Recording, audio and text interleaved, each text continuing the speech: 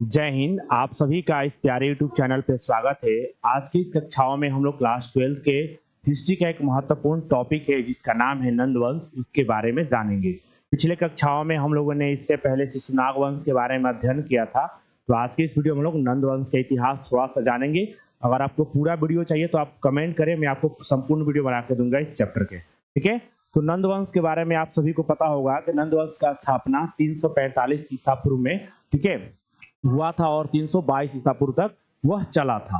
ठीक है, नंद वंश का स्थापना किसने किया था? तो आप सभी लोग जानते होंगे कि 345 ईसा पूर्व में महापद्मानंद के द्वारा नंद वंश का स्थापना किया गया और मगध पे शासन किया गया। ठीक है, इन्हीं का उत्तराधिकारी जो था, इनका जो पुत्र था उनका नाम था घनानंद, जो कि आप यहाँ पे फोटो में देख सकते हैं। कुछ ऐसा ये दिखते थे महापद्मानंद। ठीक है, और उनका पुत्र जो था ये कौन थे? घनानंद।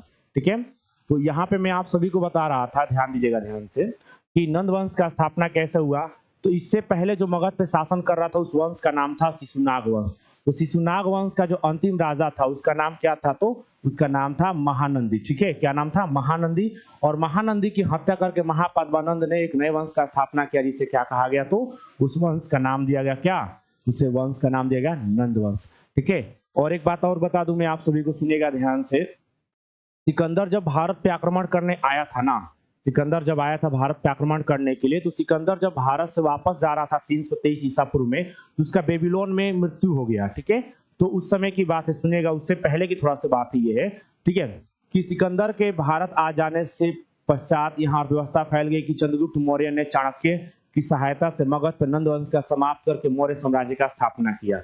और इस प्रकार देखिए, यहाँ पे मैं आपको थोड़ा सा बताना समझाना चाहूंगा मैं कि चंद्रगुप्त मौर्य ने चाणक्य की सहायता से कैसे चंद्रगुप्त ने मौर्य वंश का स्थापना किया मगध पे, इसके बारे में हम लोग बाद के वीडियो में जानेंगे। पहले हम लोग ये समझेंगे कि हुआ क्या था। देखिए, तो चाणक्य, जैसे चाणक्य को पता चला कि मगध पे आक्रमण करने वाला या भारत पे आक्रमण करने वाला है कौन?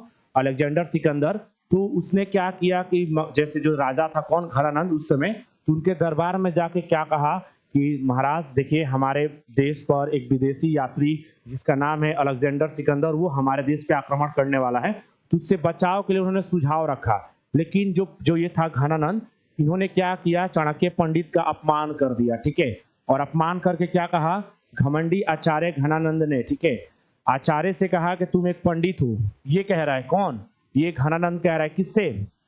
इससे, चाणक्य से, कि तुम एक पंडित हो। ठीक है, अपनी चोटी का ही ध्यान रखो, युद्ध करना राजा का काम है, तुम्हारा काम नहीं है, तुम सिर्फ एक पंडित हो, भिक्षा मांगो। इसके प्रकार उनका अपमानित करके नंदवंशी शासक घनानंद ने उनका अपमान करके उन्हें सखाओ पकड़ के, यानी जो भी उनकी जटाई होती है उनके पकड़ के उन्हें बाहर फेंक दिया, यानी गिरा दिया।